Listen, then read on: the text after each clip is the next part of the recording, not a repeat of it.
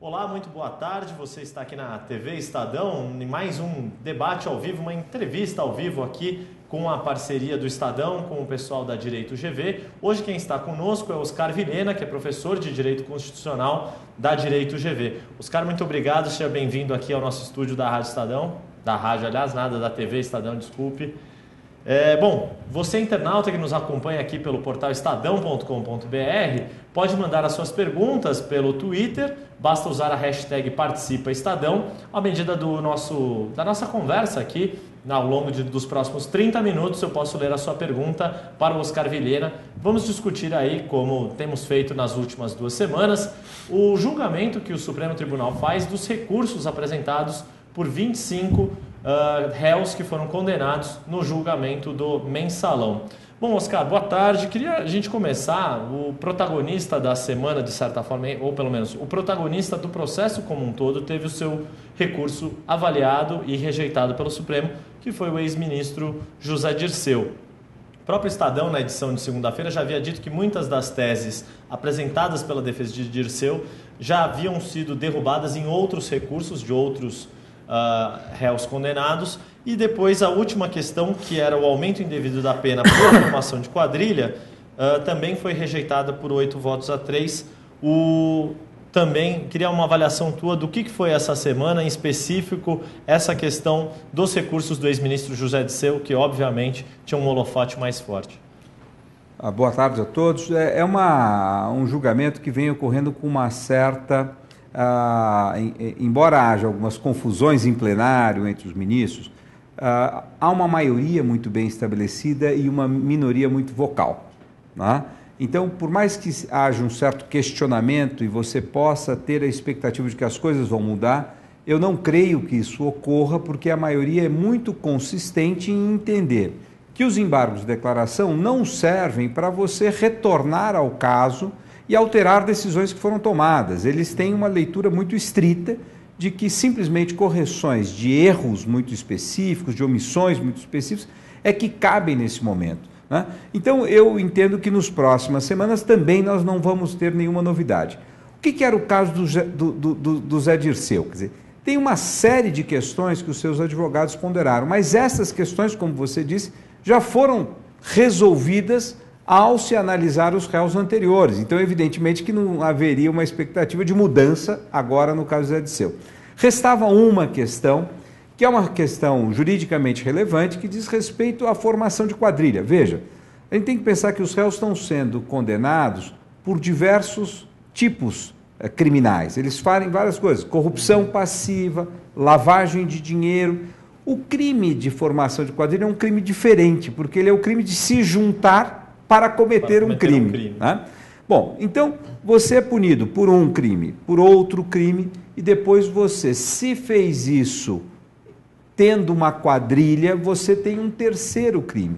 No caso do Zé Dirceu, ocorreu o que as pessoas estão, evidentemente que o seu advogado e a argumentação do ministro Lewandowski, de que há um bis in idem, ou seja, ele está sendo condenado 2 vezes pela mesma coisa. Uma, por ter usado da sua função, que era de muito poder dentro do governo, para manipular essa situação, então ele teve um aumento da sua pena, pelo poder que ele tinha dentro da estrutura do governo. E, ao mesmo tempo, ele está sendo condenado de ser o chefe da quadrilha, então estaria havendo uma duplicação, né? Veja, não foi isso que o Supremo entendeu durante o julgamento e não foi isso que se entendeu agora na revisão dos embargos de declaração. Então, ele foi derrotado, e o julgamento segue sem nenhuma surpresa, eu diria assim. Quer dizer, os embargos de declaração definitivamente não têm gerado, e eu não acredito que gerem nenhuma outra surpresa. Quer dizer, estão resolvendo estão cumprindo a função que eles são, que existe para eles, né? Que é essa questão de... A gente estava lembrando, na semana passada, foram mudanças muito pontuais, por exemplo, a questão do Enivaldo Quadrado, que foi a conversão de pena para pena alternativa, porque o tempo da pena permitia, no fim das contas. Não é uma revisão de mérito, né? Isso não é permitido nos embargos de declaração de forma Veja, para aquele que não é advogado, evidentemente, quando você um embargo de declaração, o que é? Um recurso. Então pode mudar. Para quem vive o dia a dia do fórum, né? Veja, há uma decisão judicial. Uma decisão judicial expressa em milhares de palavras que vêm em folhas de papel. Você imagina um caso como esse, que tem 8.000 páginas, né? Então é evidente que a decisão ela tem problemas de compreensão. Eu preciso executar essa sentença, eu preciso saber se a pessoa fica presa o tempo 1 mês, 2 meses, 2 meses e meio. Então você precisa ter precisão. Os embargos de declaração servem para isso. Embargos de declaração. Declarem de uma maneira mais transparente, precisa, qual deve ser a execução. E o que muitas vezes acontece é que o erro é tão grosseiro que você, ao dar uma precisão, você corrige a sentença e muda o sentido. Então, veja, o que aconteceu nesse caso, por exemplo, foi que nós tínhamos um caso que era tão complicado do rapaz que fazia parte de um grupo de 4, né? E que os 4 tinham sido absolvidos, e ele ainda continuaria sendo julgado. Bom, então deu-se um habeas corpus de ofício e já retirou qualquer possibilidade de que ele venha a ser culpado. Então, realmente, os ministros estão só fazendo aquilo que tradicionalmente se faz mesmo, que é tentar corrigir pequenos detalhes, incongruências, omissões, e não dando a esses embargos de declaração um papel que eles não devem ter mesmo. Apesar disso, de não ter tantas mudanças significativas do ponto de vista das penas a que os réus foram condenados, a gente também tem visto, né, Oscar, algumas declarações fortes dos ministros, frases relevantes, contundentes, muito bem escritas ali, pensadas. E no caso dessa semana, a gente teve 2 frases que chamaram a atenção aí da imprensa, de quem acompanhou o julgamento. Vou falá-las aqui por ordem até cronológica. Na quarta-feira, o ministro Luiz Roberto Barroso, ao julgar os recursos de José Genuíno, disse que o Brasil tem um sistema distorcido e perverso, indutor da criminalidade. Ontem, o ministro Celso de Mello, ao julgar os recursos de José Dirceu, usou frases muito fortes, e uma delas que eu destaco aqui é que foi criada uma estrutura criminosa voltada à manipulação fraudulenta das instituições. Quer dizer, tem um ministro colocando problemas no sistema, outro ministro dizendo as pessoas cometeram crimes, houve conduta delas para cometimento de crimes. Queria uma análise tua, Oscar, porque aí vai além do direito, né? Vai além do ponto de vista jurídico, acaba sendo até uma análise política e social do que o Supremo está fazendo das coisas envolvidas aí com o processo. Bom, em relação à frase do ministro Barroso, eu gostaria de fazer 2 tipos de comentários. Quem é o ministro Barroso? Quer dizer, o ministro Barroso foi um jovem militante de esquerda, evidentemente que parte dessas pessoas que estão aí sendo condenadas fizeram parte do imaginário de pessoas, de líderes políticos, né, com o qual ele e a minha geração se encantou. Quer dizer, eu votei no deputado Genuíno quando eu fazia direito nos anos 80, ele é uma figura importante. Então, ele vem disso, ele é um advogado liberal, né, com causas liberais. Eu particularmente partilhei com ele alguma dessas causas, células-tronco e outras, e é evidente que não é fácil para um advogado condenar, e ainda mais condenar pessoas que participaram desse seu universo de juvenil, de liderança. Então, eu acho que o ministro Barroso expressou isso. Hoje ele está num outro papel, ele não é mais o advogado. Até ao falar de Genuíno, ele citava uma questão que o próprio deputado Genuíno e seus defensores também dizem, defensores e amigos, a questão, por exemplo, de riqueza pessoal. É notório, isso é um fato notório. O deputado José Genuíno vive na mesma casa na Zona Oeste de São Paulo há décadas, enfim, isso é um argumento recorrente a essa questão. Isso, que ele não fez isso com nenhum benefício pessoal. Exato. Né? Mas, de qualquer forma, eu estou fazendo aqui uma psicanálise indevida, né? Me parece que o ministro Barroso, evidentemente, ele vem dessa origem, e é difícil você se descolar num curto prazo de tempo. Acho que esse é um ponto a ser levado em consideração. O segundo ponto é que, evidentemente, e aí eu falo criticamente, de que o sistema é que gera isto. Né? Ao falar isso, evidentemente, você coloca, primeiro, numa situação de vulnerabilidade aqueles que participam no sistema sem ter cometido nenhum crime. Eu tenho certeza que há políticos no Brasil da melhor qualidade, que não participam, que não toleram, e todas as vezes que se deparavam ou se deparam com a corrupção, a afastam imediatamente. Eu lembro o Fernando Henrique uma vez falando do governador Montoro. Ele dizia assim, o governador Montoro tinha uma integridade tão grande, né, que a corrupção não se aproximava dele. Né? Então, não acho que nós temos que tomar cuidado de não jogar o bebê com a água do banho. Quer dizer, o sistema é ruim, o sistema exige, sem dúvida, correção. O problema da arrecadação de recursos para a campanha no mundo todo é complicado. No Japão, que é um dos países menos corruptos do mundo, ele é altamente complicado. Nos Estados Unidos ele é complicado. E uma das ferramentas que você tem para enfrentar é ser duro na punição daqueles que cometem crimes. Tá? Agora, se você quiser fragilizar o sistema de controle, é dizer que todos estão desculpados a priori. Então, nesse sentido, eu acho que foi muito importante a fala do ministro Celso de Mello, né, de que, do ponto de vista do direito penal, você apura responsabilidades individuais. Quer dizer, a pessoa tinha a opção de fazer aquilo ou não. E ela fez. Tá? Então, não há como justificar-se essa conduta. Pois é, fazendo uma analogia, é dar a arma na mão de alguém e cabe à pessoa apertar ou não o gatilho, não é? Sim, porque é evidente que as circunstâncias podem nos levar, né, a uma situação muito mais próxima do crime. Agora, ser político ou estar num partido que precisa juntar 1 milhão para aquela campanha, você pode... Não, eu vou correr o risco de não ganhar a eleição, eu não vou cometer um crime para ganhar a eleição. Então, na realidade, foram pessoas que tomaram decisões pessoais. Fizeram suas escolhas. Fizeram suas escolhas sabendo que elas eram contrárias à lei. Eu acho que isso é importante. Veja, eu não estou querendo condenar todos. Eu acho que aqueles que foram condenados, apurou-se que eles fizeram essas escolhas. Bom, e aí a proporção da responsabilidade de cada um é justamente na hora da decisão, da dosimetria das penas, não é isso, Oscar? Quem tem mais responsabilidade num crime pode ter uma pena maior ou não. Você, né? Veja, aí há um caso que eu acho que vai ser curioso, para que ficou o rabicho aí para ser decidido na semana que vem, que é do Genur. Do João Cláudio Genur, que era um assessor parlamentar do PP, para explicar para os nossos espectadores. O Supremo interrompeu a sessão ontem, foi inclusive o ministro Barroso quem pediu vistas, quando se estava analisando o recurso de João Cláudio Genur. Ele era assessor parlamentar da bancada do PP e teve uma pena maior do que deputados do PP, que os deputados seriam os principais responsáveis. À medida que ele era um assessor parlamentar, ele estava cumprindo ordens de quem tomou a decisão. Acho que esse é o ponto. Então, né, aí qual é que é a questão? Há uma contradição, ou seja, o juiz disse uma coisa, eu vou aplicar a pena maior para aquele que cometeu o crime mais grave.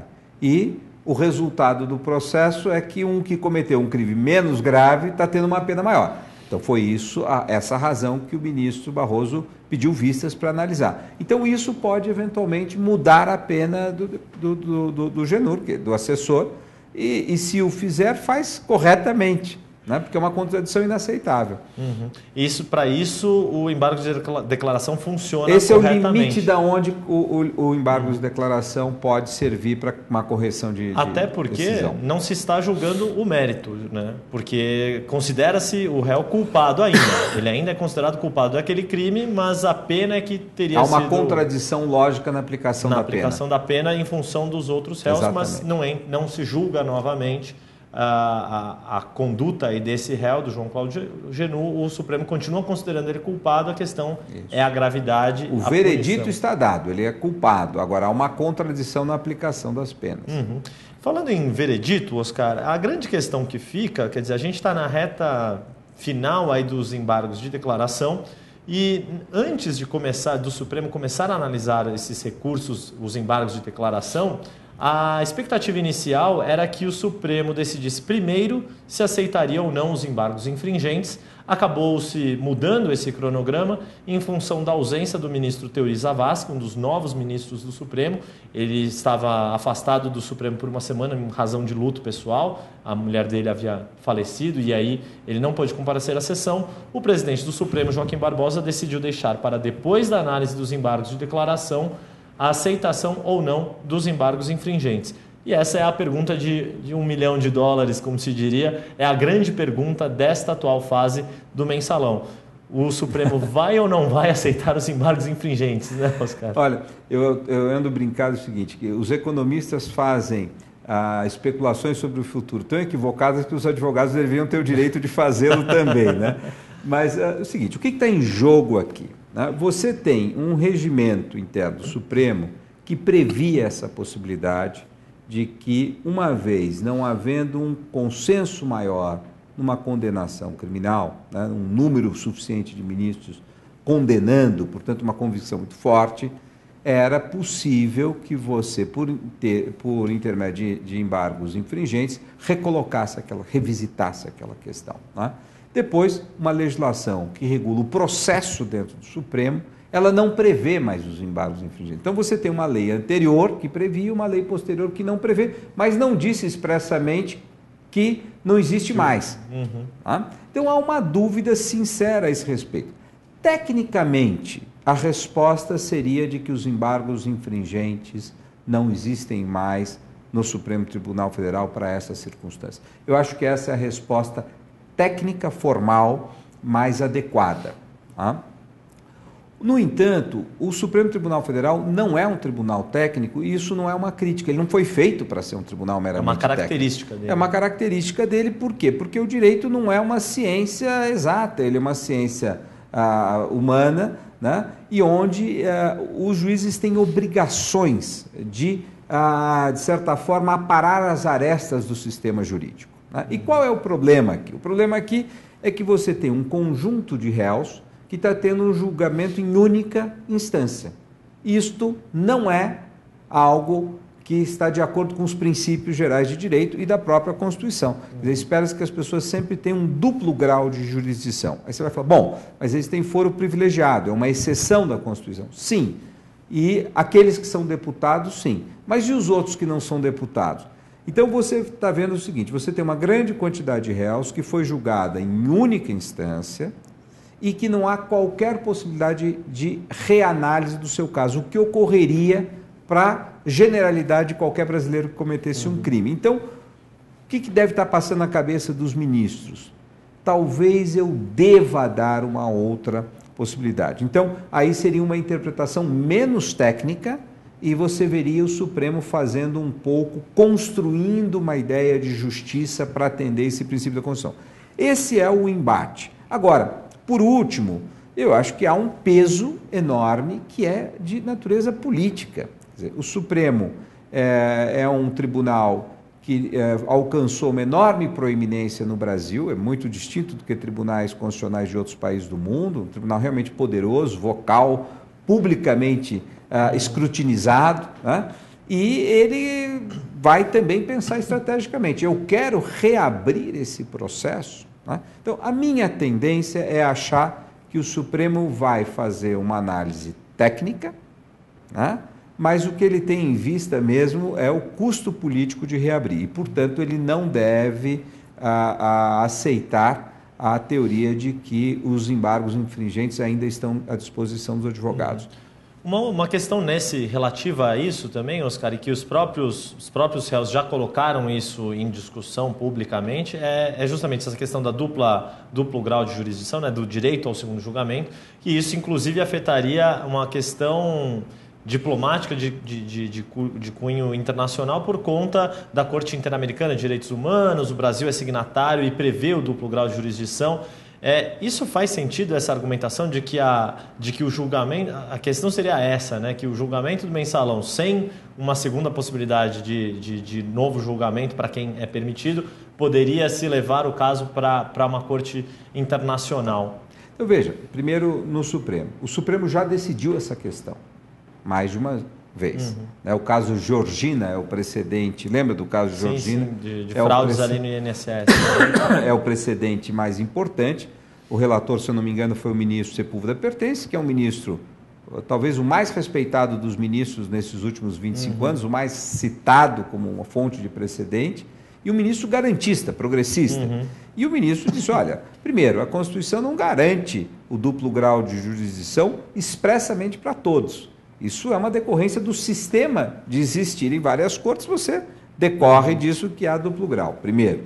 Segundo, ele diz que a Constituição expressamente nega o duplo grau para algumas circunstâncias, que é essa que nós estamos assistindo. Então, o Supremo não tem que se curvar a essa discussão mais principiológica, porque ele mesmo já decidiu que quando não cabe, não cabe.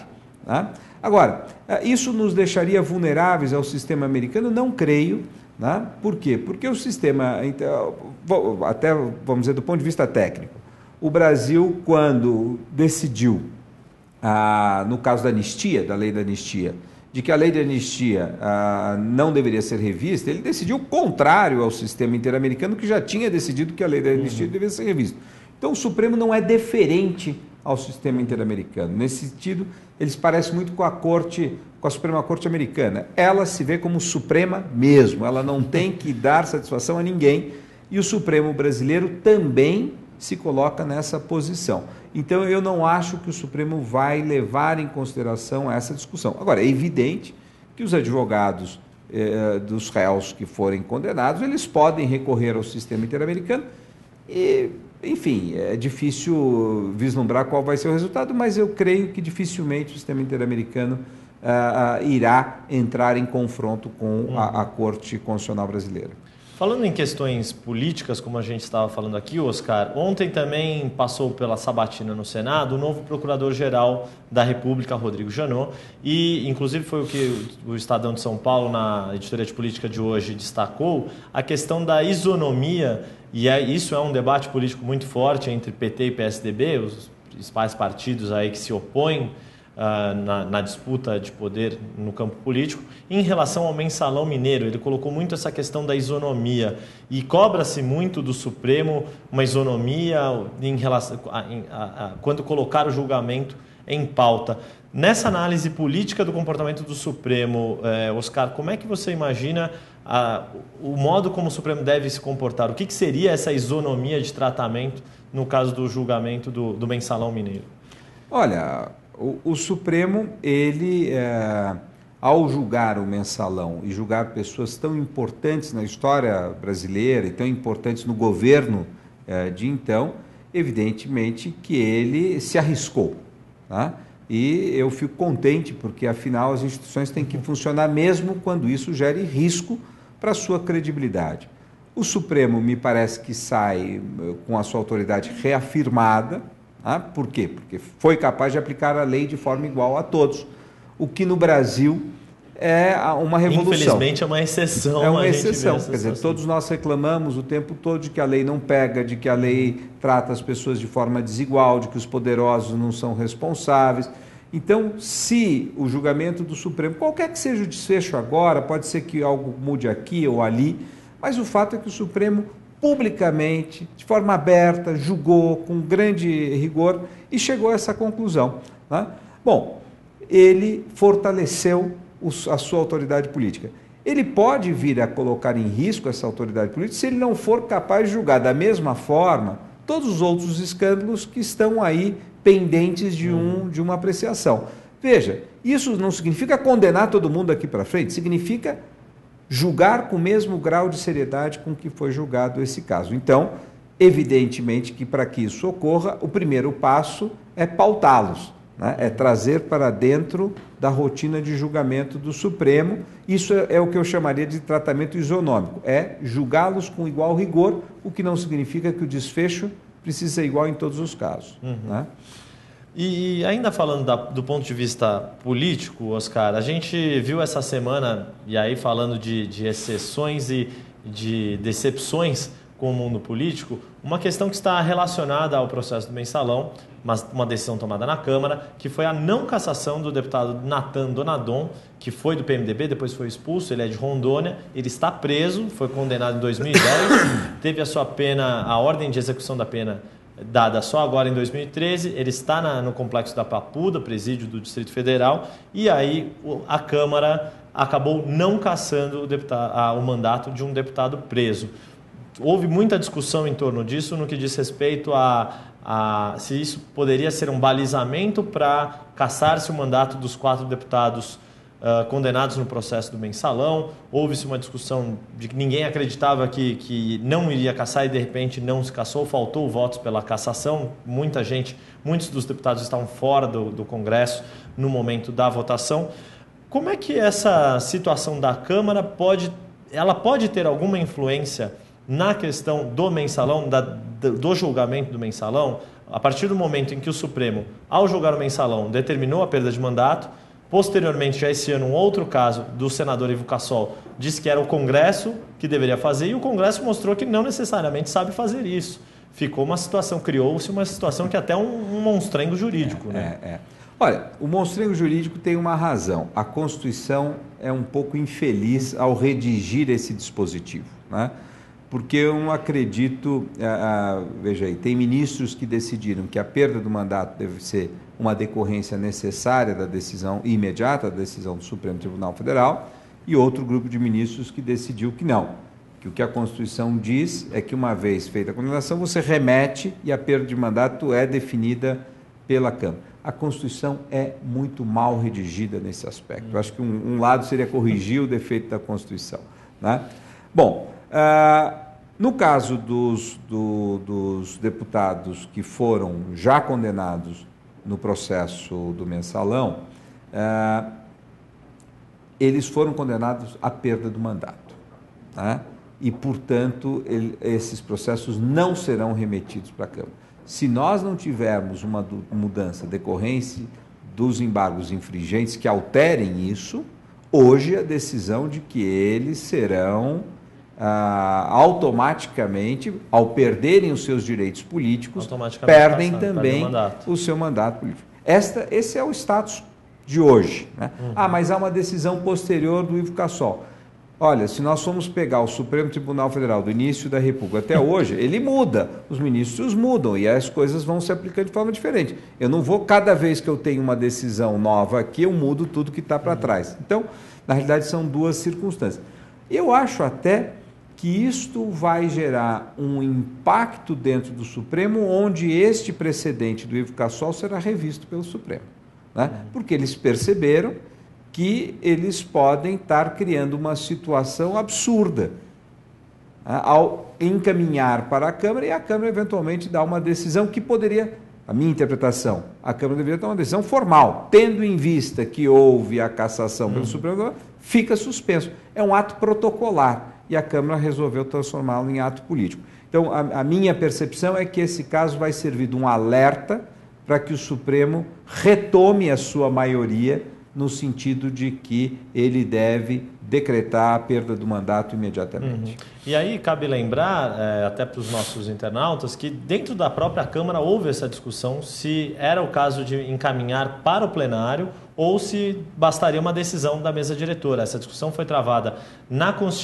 Comissão de Constituição e Justiça da Câmara, onde todos os deputados presentes na sessão, isso na quarta-feira da semana passada, todos eram a favor da cassação, mas a maioria preferiu encaminhar a votação para o plenário e não defender uma decisão protocolar que seria da mesa diretora, e aí é que se criou todo esse cenário. Sabe que você tem esses jogos protocolares, por exemplo, quando numa decisão de um caso concreto, o Supremo declara uma lei inconstitucional, não por intermédio de uma ADIM, mas de um caso específico que envolve duas pessoas, o que ele faz? Ele remete ao Senado para que o Senado suspenda a validade da lei, né? Agora, não se imagina que o Senado vai falar, o Supremo declarou inconstitucional, mas nós continuamos achando que a lei é constitucional. Quer dizer, é um ato protocolar que foi feito em função de uma história de harmonização dos poderes. Este, ao meu ver, seria um ato protocolar. Então, errou a Câmara por submeter ao plenário, né? E o plenário cometeu um suicídio político ao ter, né, mantido essa pessoa no mandato quando a pessoa está presa, né? Então, sem dúvida nisso, vai servir. Eu acho que agora o Supremo talvez mantenha, né, a sua linha de que a perda de mandato já deve ser a decorrência direta da sua decisão. Ainda sobre o caso do Donadon, tem uma pergunta aqui do internauta Rafael Cunha, que mandou aqui pelo Twitter. Ele faz um comentário aqui: o vexame da votação sobre o caso do Donadon foi só o reflexo do modelo de financiamento de campanha, uma opinião aí do Rafael. Qual é o modelo a ser aplicado? A discussão de financiamento de campanha ficou muito evidente aí no julgamento do mensalão. A questão de recursos não contabilizados era o termo que se usava ali na defesa. Há toda uma discussão aí de financiamento de campanha, mas do ponto de vista jurídico, Oscar, para aproveitar aqui a pergunta do Rafael Cunha, do ponto de vista jurídico, tem que se aprovar uma lei para dizer como é o sistema de financiamento de campanha. A questão, acho que ficou clara ali no Mensalão é que não se respeitou a lei vigente, não é isso? Sim, a lei vigente determina uma série de coisas que não foram cumpridas. E o que você percebeu, qual é o problema central, e o ministro Celso de Mello, eu acho que tem enfatizado isso, né? É que mais do que um sistema de arrecadação inadequado, é o modo pelo qual aqueles que estavam no poder buscaram construir uma maioria artificial dentro do Congresso por intermédio de uma repasse de recursos. Então, uma manipulação das instâncias democráticas. Esse é o crime grave contra a democracia. Eu manipulei a democracia. Tá? Então, agora, de qualquer forma, nós temos que aperfeiçoar o nosso mecanismo. Há discussão sobre esse recurso ser recurso público, ou que os recursos privados deveriam ser oriundos apenas de doação de cidadãos e não de empresas. Eu acho que essas são discussões válidas e que a gente tem que avaliar. Agora, qualquer que seja a decisão, uma vez estabelecida a regra, você tem que jogar a regra do jogo. Exatamente. Falando, aí aproveitando a presença aqui do Oscar, um caso que não é diretamente ligado ao Mensalão, mas tem muito a ver com o Supremo, o Jornal Estado de São Paulo mostrou em duas reportagens, na quinta-feira e hoje, ontem e hoje, mostrando aí o caso do ministro Dias Toffoli, né, Oscar Vilhena, que contraiu empréstimos de uma instituição financeira, e isso é totalmente lícito, todo mundo tem direito a pedir empréstimos para um banco. A questão é que o ministro é relator de 2 recursos apresentados por esse banco que estão tramitando no Supremo Tribunal Federal. Em um desses recursos, o ministro havia tomado uma decisão, depois mudou a sua decisão, jogando a decisão caracterizando o caso como um caso de repercussão geral e permitindo que ele fosse apreciado para o plenário. No caso dos políticos, isso é muito importante, mas acho que também no caso de autoridades do judiciário, né, Oscar, é importante aquela história da mulher de César. Não basta ser honesto, tem que parecer honesto. E o caso do ministro Toffoli, esse empréstimo, ainda não está com toda a sua devida clareza, não? Eu acho que é mais importante ainda do que no caso do político. Por quê? Porque o político é parcial. Né? Ele vem do partido político, de uma parte, ele luta, partido. Ele toma partido, ele é uma facção. Então, ele tem apoio financeiro para defender certos interesses, o interesse da educação, às vezes legítimos, né? Muitas vezes legítimos, da educação, do setor empresarial, do setor trabalhista. Então, o que se espera de um político é honestidade, mas não se espera de um político a imparcialidade. Tá? Bom, do magistrado, a obrigação fundamental, a razão de existência do magistrado é a imparcialidade. Ou seja, ele não pode favorecer, por qualquer forma de interesse, uma das partes que está no caso. Isso é uma obrigação do magistrado. Né? Agora, é evidente que os magistrados são todos seres humanos e são casados, eles são seres humanos e torcem para um determinado time, eles são seres humanos e eles tiveram vida política anterior. Eles têm preferências políticas. Eles têm preferências. Então, para isso, você tem um sistema pelo qual o magistrado, quando chega a ele uma causa onde ele é interessado, ele deve se afastar dessa causa para manter a imparcialidade do julgamento. Isso é um mecanismo que também cotidianamente é utilizado.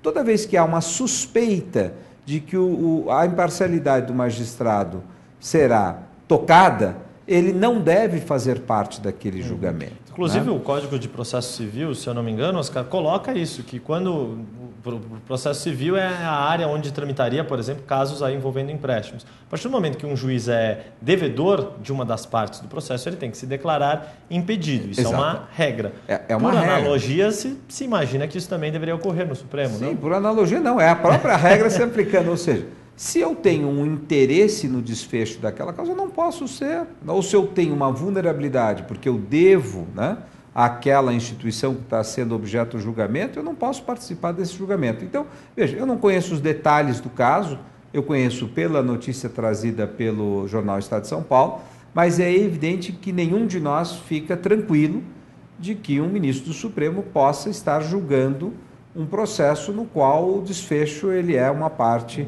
interessada. Né? E até do ponto de vista da imagem que o ministro Dias Toffoli tem perante a sociedade, um ministro do Supremo tem uma imagem pública muito maior do que qualquer outro magistrado, ele já tinha essa essa questão de imagem no próprio julgamento do mensalão, por ter trabalhado diretamente com um dos réus, né, Oscar? Isso foi bastante discutido ao longo do ano passado inteiro, né? Eu, uma vez conversando com o ministro Otávio Galotti, que é um ministro muito discreto do Supremo, ele dizia o seguinte: às vezes me parece que a gente perdeu a cerimônia, ou seja, o Supremo é uma corte com grande visibilidade. Os ministros do Supremo pisam em ovos. Eles têm que ter uma postura absolutamente irretocável do ponto de vista da legalidade, da sua moralidade.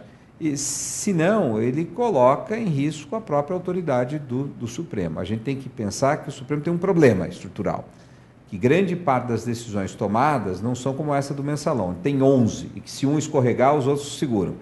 É que uma grande parte delas se dá através da jurisdição individual de cada um. As concessões de liminares, as concessões de habeas corpus, os juízes julgam isso individualmente. Então, é relevantíssimo que eles tenham uma postura irretocável. Bom, nós estamos chegando ao fim de mais um desses debates que o Estadão promove em parceria com a Direito GV, ao longo aí, para acompanhar, para analisar, entender melhor as questões colocadas no julgamento do mensalão. Essa parceria começou no ano passado, durante o julgamento do processo propriamente dito, e este ano, com a análise dos recursos chamados embargos de declaração, nós retomamos essa parceria e você pode acompanhar sempre todas as sextas-feiras, a partir das 3 da tarde, aqui pela TV Estadão. Oscar Vilhena, muito obrigado pela sua participação aqui, agradeço bastante, um abraço, até a próxima. Eu que agradeço, prazer. E muito obrigado a você também, internauta, que acompanhou a gente, um abraço e até a próxima.